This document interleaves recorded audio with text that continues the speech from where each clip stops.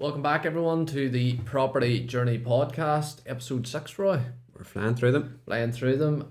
Today's topic of choice is the rise of Airbnb. Probably going to be a nice wee short episode, but there's still plenty of questions that I've got to ask. And Airbnb has become quite prominent now in terms of a rental market. The demand for Airbnbs exploded probably coming out of the back of COVID. So an Airbnb, just if nobody knows what that is, so it's basically where somebody has a house and they can either rent a house or even just a room in a house just for a very short term, as in maybe 1 day or 2 days or a week at a time. So basically, very simply, turn the house into like a bed and breakfast such, or renting out the house for a couple of days. So, and because that was my first couple of questions, then kind of is what Airbnb is, and as you say there, you can specifically choose. So, for example, someone could be living in their house, but they have a spare room. Mm-hmm. They can then post that as a rental. They can rent out. So Airbnb, it's a website called Airbnb, which was formed a few years ago, and that's anybody that refers to a very short term let. They just call it an Airbnb, but there are other websites out there that you can advertise your property on. So if somebody has just they've maybe a big house or maybe even they've just a spare room, and they think to themselves, well, it's maybe in a location where I could rent it out for a night or two a week or what have you, well then they rent a room out and make a few extra pounds. Make a few extra pounds. So essentially that's what you would probably describe, because obviously in episode 2 we talked about the rental market and we were discussing different avenues of the rental market and such. Most of what we were talking about in that was long-term rental, which is kind of, people maybe tied in for 6 months or people tied in for a year. Mm-hmm. So would you describe then what a short-term rental is? Would it be 4 weeks, or would it be anything less than 3 months? Or it's I suppose the best way of putting it is like going to a bed and breakfast or going to a hotel. So you could go to a hotel and stay there every single night for quite a few weeks, maybe 2, 3, 4 weeks. Then maybe after that, hotels maybe like to see people moving on. Yeah. But generally that's basically, it's just a similar concept to a hotel. Because I know obviously as well, and I think, if I remember right, I think I've stayed actually in an Airbnb and it was obviously self-catering, and when you're on the website it gives you an option of up to 3 months. And I was curious actually as well, I suppose that might play into the fact of a lot of people are able to work remotely now. Mm-hmm. So you could go to a certain area anywhere in the world, still be able to carry out your work and just rent out a property in Airbnb as well. Yeah, I know a couple of clients who have properties in Spain and they've rented them out maybe for 3 weeks, 4 weeks at a time to folks that maybe have IT jobs and they're just working completely remotely. So those people are thinking to themselves, well, why should I sit in the doom and gloom winter weather of Northern Ireland, and they fly off to Spain for 2 or 3 weeks and they're sitting in the sunshine still doing their work and living the dream. It'd be nice that, so it would. We'll bring this to Spain, will we, in the winter time? Oh, hey, we could be doing that there out in a wee nice villa somewhere. I wouldn't turn the nose up at that. In terms of then obviously that long-term, short-term rental side of things, like why would, and as you say, there is different sites out there that you can offer, your property on to be able to rent it out, but the Airbnb is the most common. People are most likely able to understand it because they recognize it. But why would Airbnb be more like beneficial or resourceful than a long-term rental? Why would it be more attractive? Well, for the investor side of things, was 2 reasons. If we narrow it down to, I'm referring to an investor, but even just simply a person who has a spare room in their property, if it's their main residence, they can rent out that room and they can make so much money tax-free every year. HMRC allows that. So that's set on a very, very small scale. But to turn it into like a mini business point of view, so instead of buying a house to rent out, then you could buy a property to do an Airbnb short-term lets on. And if you pick the right model, the right property, the right location, it can be very, very profitable. Could you do, obviously, and it's back to the conversation that we've had before, you go onto social media and you see such a a wide array of people saying, you know, this is what I do with my Airbnbs, and they have 10 different Airbnbs, and the money, we'll go quotations here, seems to be rolling in as such, or as they would let you believe, you know, and it is becoming more and more common. And that's why I was wondering, is it more profitable probably for someone that does own a property? You know, for example, a bigger house, maybe not so much a room. Obviously, it's going to be profitable for someone with a room. They're able to rent it out, get a bit of extra cash in. But for someone that actually owns separate properties, is it going to be more profitable short term than it would be long term? In theory, it should, but like all property transactions, a lot of people outside looking in, they always think to themselves, "Oh, that's easy. I could do that." But at the end of the day, it's a business. You know, you just don't go and start up. You know, a McDonald's, it looks easy, but you just don't go out and do one straight away. You know, it costs hundreds of thousands to get into the franchise, and you need to have training and experience and all the rest of it. It's the exact same for an Airbnb. If you get it wrong, you could lose a lot of money. And if you get it right, so some things I suppose to get it right on would be is, first of all, the type of property. You know, is it suitable? You know, I can't really say is it big enough, is it small enough, because I know of people who basically rent out like teepees or one bedroom shepherd huts, you know, everything like that. It all depends on your market, what sort of property is going to draw the right sort of people in, and then the location as well. So the location side of things, not necessarily, doesn't have to be in a tourist place or in a big city or something like that. You know, again, I know of people who have Airbnbs basically in their back garden.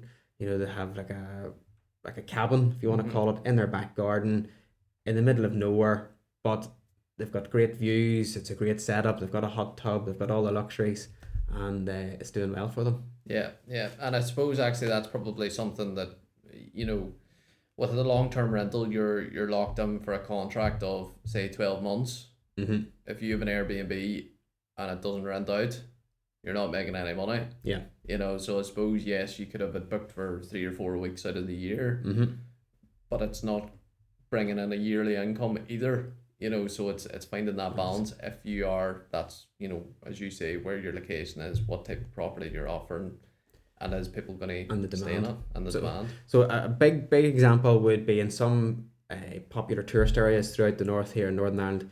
In the last couple of years, coming out of COVID, there was a massive demand for Airbnbs, and that's simply because at the time there was restrictions, people couldn't get away on holidays. Yeah. So staycation was the big phrase, and you could have rented a cardboard box. It was crazy. It was crazy the prices that people were getting. That was okay for 2 years before this year, but this was the first year that a lot of people were able to get away on holidays.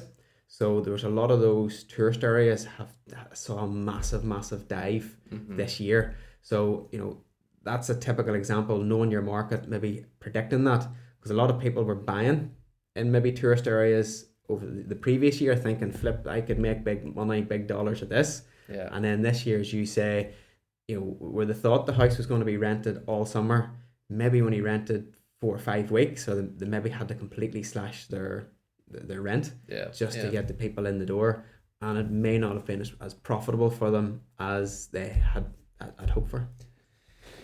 I've a load of different questions here, and they touch on different areas. Like, would there be any sort of standout benefits to Airbnb? I know we've maybe covered a few, but would you say that there's any, would you say flexibility would be one, or is there any sort of those benefits that people, that's why it's attractive to them? It is certainly time consuming, but it is flexible. So I suppose there's no particular reason, but I'm just thinking of some examples. I know some clients who that has become their main business, their job. So they maybe have 2 or 3 Airbnbs, and that's their job. Where they manage the bookings, they go and do the handovers and do the changeovers and things like that. So yes, they probably have a little bit less time to do compared to the job, but I suppose the big thing is it's a wee bit more flexible. Yeah, and like in terms of that, obviously then if we've got the positives, then we've got the negatives. Would you say that there's any maybe negative points to having an Airbnb, maybe such as, you know, it doesn't go as well, or?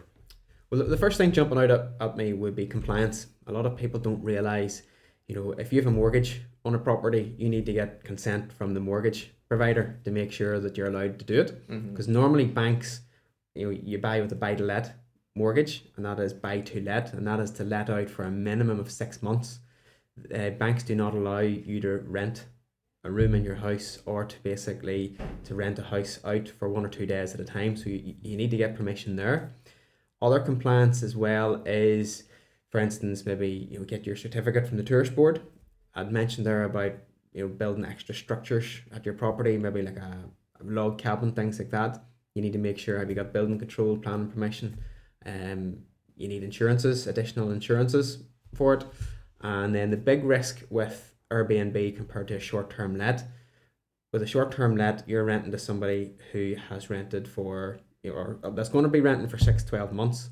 You can do your due diligence on them. Yeah. You can get their ID documents, you can get their proof of address, employment, have they rented before, references, things like that.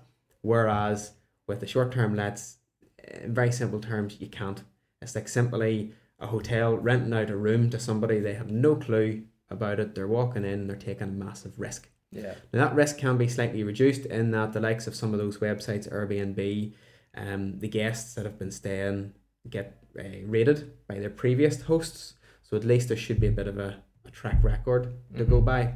And then there are some protections in place by Airbnb with maybe insurances if there is damages and things like that. But it's certainly a big risk. What was happening and can still happen is somebody maybe books a property, but it's being booked basically as a party house for a weekend. For example, up in the North Coast this year, it just went crazy over the Easter weekend, where a lot of houses were being booked up and people were going up for the weekend and just having a massive party. And that's obviously not what you want as a No. property owner, or someone that does have one. God knows what state it ends up in. Before you know it, you're having to replace everything under the sun, and you've just spent a load of money doing it up and making it all nice for people that are coming up over the course of the year. It's ruined in one night. Yeah. So that was probably the word that I was looking for, was the risk element to it. It is risky. You don't have them, as you say, locked in for 12 months. You don't have that track record as to who's staying, other than what's being told to you by other people. Have you any personal experiences with Airbnb? Maybe good stories or... Yes, I have a property as well, and I would be involved in the Airbnb. I take a mixed view on it because it can be quite time consuming, and it is quite far away from where I live. So for me to personally do the changeovers, it just wouldn't be practical. I do know some people who do, and they could maybe travel an hour, maybe more, every week, 2-3 times a week to do a changeover. In my view, that doesn't pay.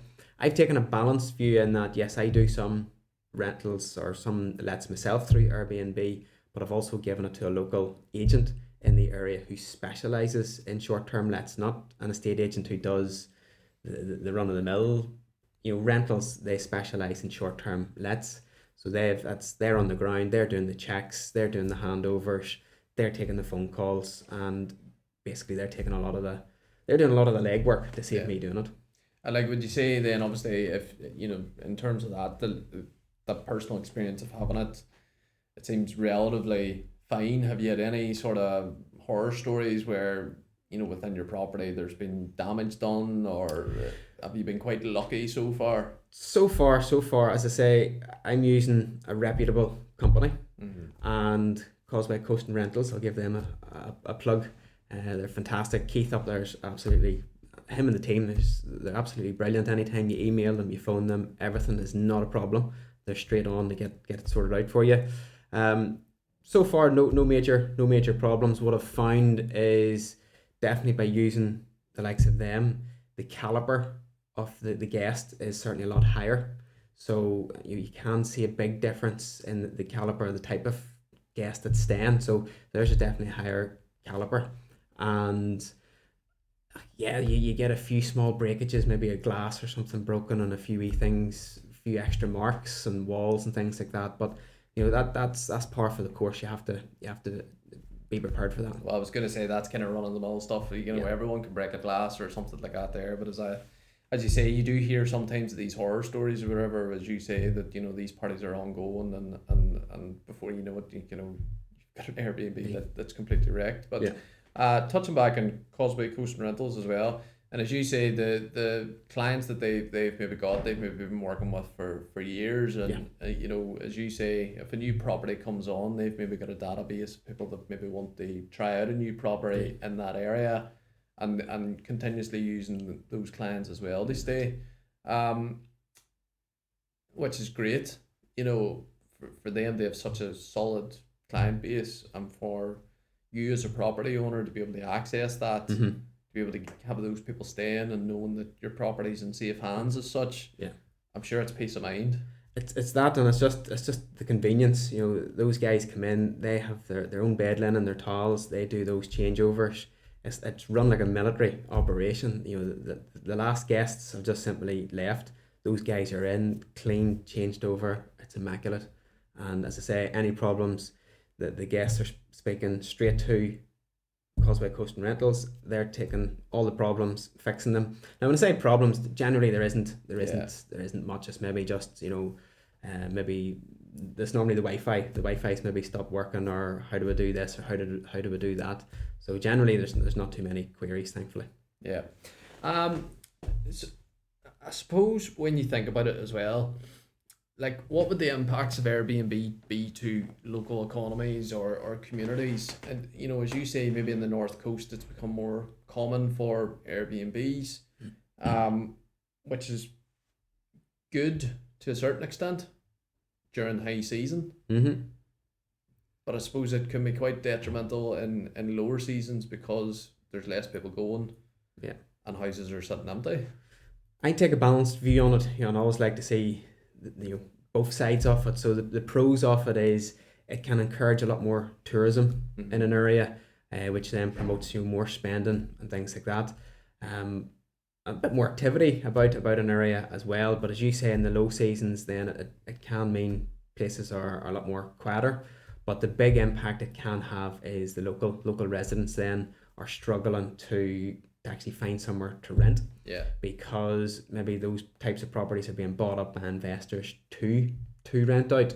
But hopefully my view is that that'll cool over the next year or two, and you might see a few folk getting out of that market, which will then free up some more properties in the local area for locals to be able to rent. Because that was actually the next question, was it in turn, you know, does this have an impact on the housing or property market in terms of, are properties then more expensive to buy because there's more of a demand for it? Is there obviously less properties in that area to actually, as you say, long-term rental? Yeah. You know, is that all a long-running impact because of that then? Big impact in all big tourist areas, whether it's the North Coast, whether it is, you know, Newcastle and Dundrum and down the East Coast.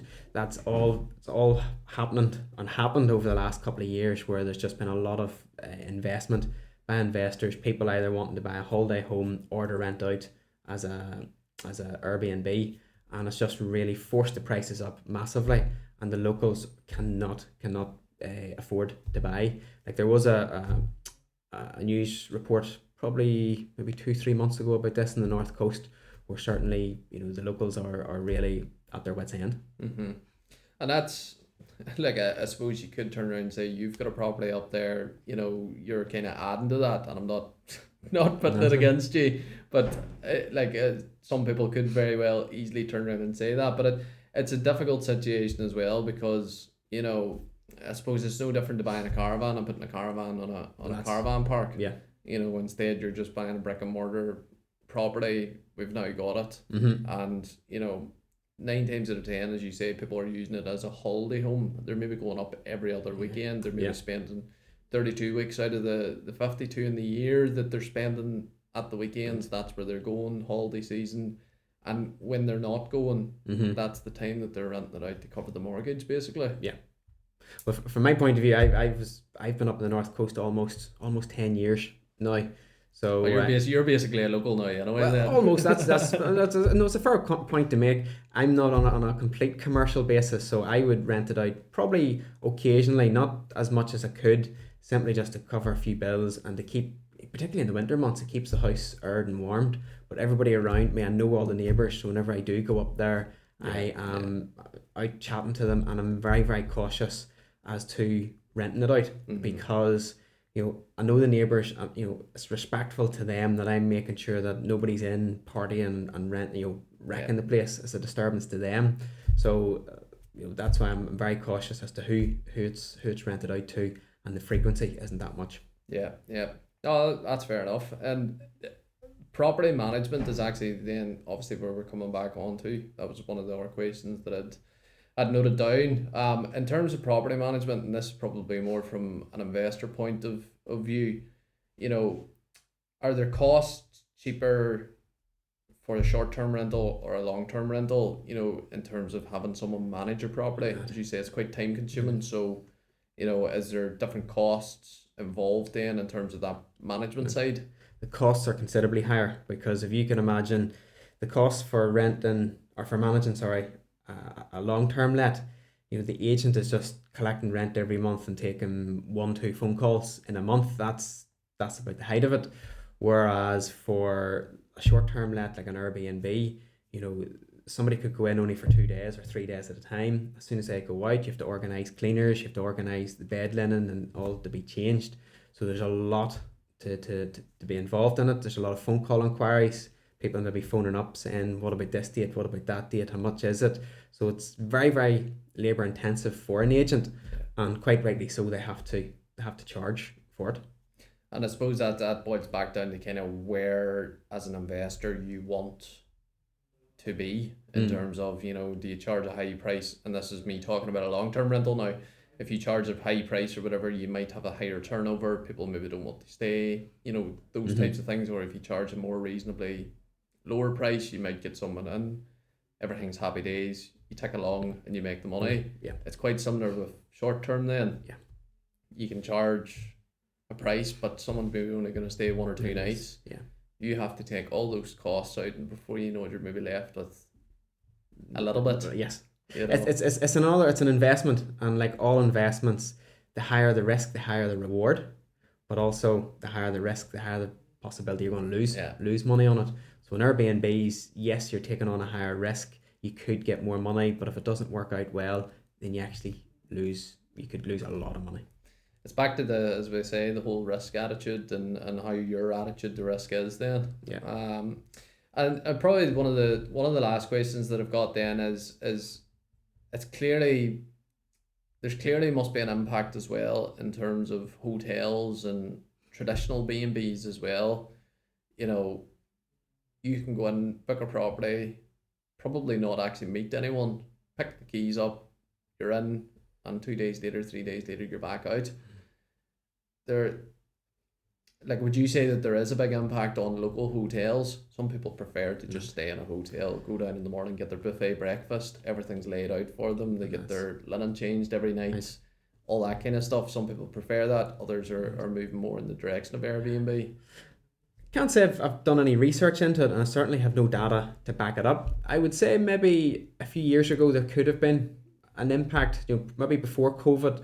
Airbnbs and things like that were probably going to starting to have an impact on guest houses and B&Bs and hotels. But I would say generally that's maybe taking a turn now, because as you say, it's a different type of market.